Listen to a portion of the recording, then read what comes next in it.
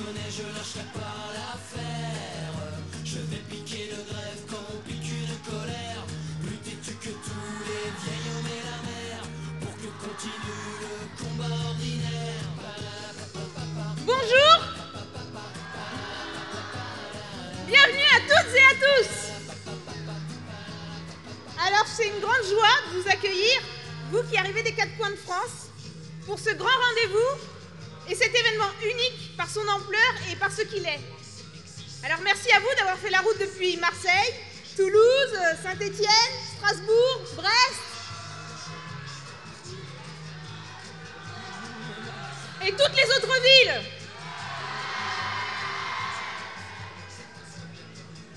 On voudrait surtout vous remercier d'être aussi nombreux aujourd'hui. Bravo!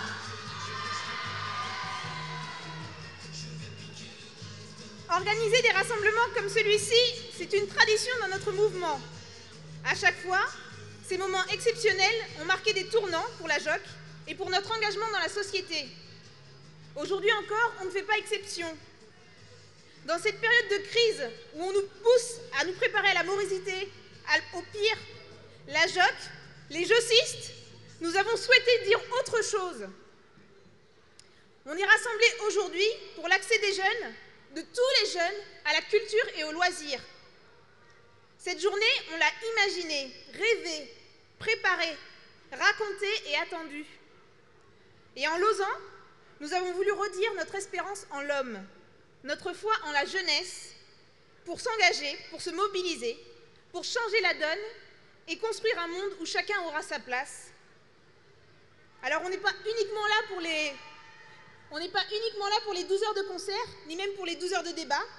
On est aussi là pour que la société nous écoute et qu'elle entende ce qu'on a à dire. On demande rarement son avis à la jeunesse. Aujourd'hui, nous, on va prendre la parole.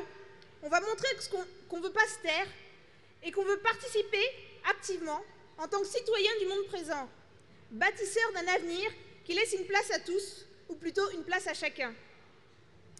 Alors cette journée, elle est là pour valoriser les talents des jeunes, faire entendre leurs rêves, leurs aspirations. Oui, on a plein de rêves, on a plein d'aspirations et on a envie de les dire. Alors concrètement, qu'est-ce qu'on va faire aujourd'hui? On va vivre une journée autour de la culture et des loisirs. On sait tous que les concerts, c'est super cher. Aujourd'hui, on va prendre le temps d'assister à des spectacles exceptionnels sur cette grande scène, sur la scène Jeunes Talents, et puis dans les autres espaces du site. Vous allez pouvoir participer à des débats pertinents et qui ne servent pas à rien sur les véritables questions que soulève l'accès à la culture et aux loisirs. Au-delà de tout ça, je souhaite que cette journée nous permette de faire entendre nos voix, d'interpeller la société et les décideurs. Nos élus ne peuvent plus fermer les yeux sur la situation de la jeunesse en France. Pour beaucoup, la culture et les loisirs, ce n'est pas encore un droit. Et ça, c'est pas normal. Pourtant, le temps libre, c'est ce qui permet l'émancipation, c'est ce qui permet l'engagement associatif ou autre. C'est celui pendant lequel on peut vivre des choses avec d'autres, on peut partager. Et en JOC, on tient à le réaffirmer, le temps libre et ce qu'on en fait, c'est aussi important pour s'insérer dans la vie et dans la société. Comment trouver un emploi quand on n'a pas accès à cette émancipation-là? La question que la JOC veut reposer à la société en organisant un tel rassemblement, ce n'est pas juste une question d'argent, c'est une question de volonté. Est-ce que les politiques ont la volonté de permettre que les jeunes aient accès à la culture et aux loisirs? Nous ne voulons pas permettre que les jeunes baissent les bras à cause de la crise, du chômage, de la précarité. Non, on ne peut pas laisser les jeunes se débrouiller tout seuls face à toutes leurs difficultés. Ils ont besoin d'être accompagnés, soutenus, respectés et de savoir qu'ils sont attendus. La jeunesse, elle se cultive, car les jeunes sont une chance. Et si on leur permet de montrer ce dont ils sont capables, si on leur permet de prendre leur vie en main, ils se feront à leur tour bâtisseurs du monde. C'est cela que nous voulons démontrer et défendre aujourd'hui.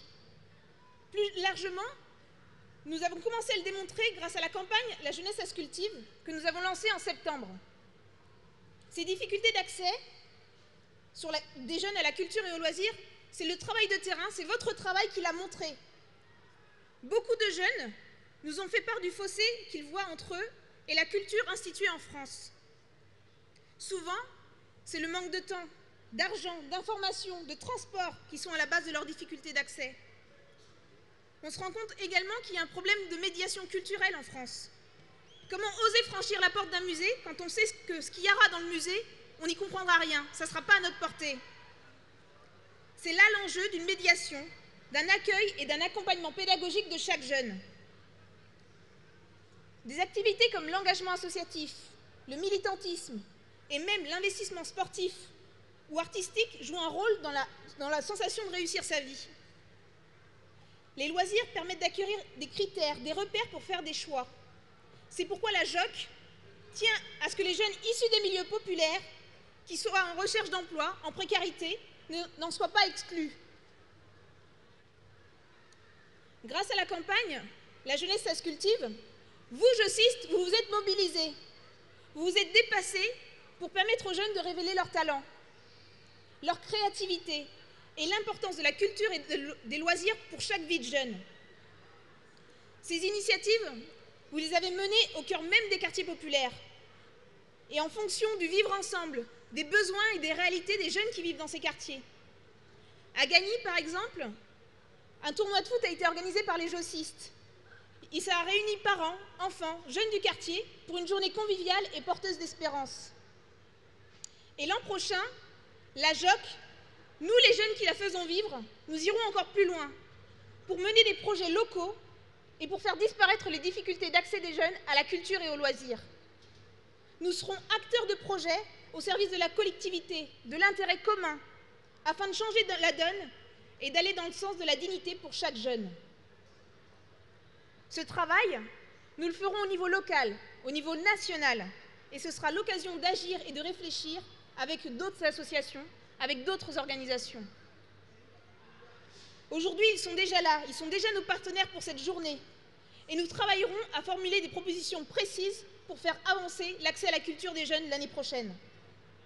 Je remercie au passage tous ces acteurs qui sont là aujourd'hui, qu'ils soient politiques, syndicaux ou associatifs, et qui nous ont permis de faire de cette journée une vraie fête collective. Ce n'est pas un scoop.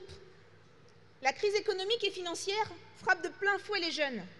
Nous sommes les premières victimes d'un système qui part en vrille. À cause de cette crise, le chômage des jeunes augmente 2 fois plus vite que la moyenne. Et dans tout ça, l'accès au temps libre, à la culture, aux loisirs, risque de plus que jamais de passer à la trappe. Nous, on n'est pas d'accord et on veut dire que ce grand rassemblement pour la jeunesse, il doit être une tribune. Il doit permettre de faire entendre nos voix. Il doit permettre de faire entendre nos réalités, nos difficultés et nos espérances, et qu'elles soient prises au sérieux pour la construction d'une réelle politique jeunesse en France. Alors, ce sera également à ce titre qu'on est fiers aujourd'hui d'accueillir des responsables politiques. Ils vont venir nous expliquer les actions et les projets qu'ils mènent en faveur de la jeunesse. Mais pour nous, ce sera aussi l'occasion de leur faire entendre nos attentes, nos espérances, nos projets sur l'accès à la culture et aux loisirs, et également sur l'emploi, sur la construction de la société. Non, les jeunes ne vont pas se taire, ils ont des choses à dire. On veut peser sur les décisions qui nous concernent aujourd'hui, mais aussi sur celles qui vont construire demain. C'est pour cela que nous sommes très heureux d'accueillir M. Stéphane Troussel, vice-président du Conseil général du Seine-Saint-Denis, M. Jean-Paul Huchon, président du Conseil régional de l'Île-de-France, et M. Martin Hirsch, au commissaire à la jeunesse. Chacun d'eux est confronté aux questions de jeunesse et s'efforce de mettre en œuvre des politiques en faveur de l'insertion sociale, professionnelle et culturelle des jeunes. C'est une joie de pouvoir ouvrir un tel événement. Pour moi, c'est le signe que la JOC, elle est toujours aussi pertinente dans les actions, dans les défis qu'elle mène, dans les engagements que prennent les jocistes au service de la vie des jeunes.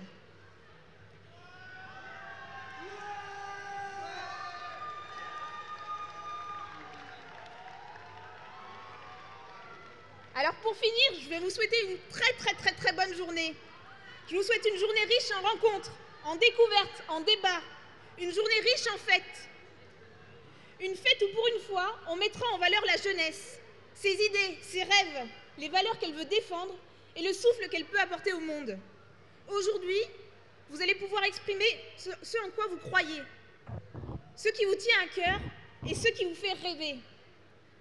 Un très bon festival à toutes et à tous!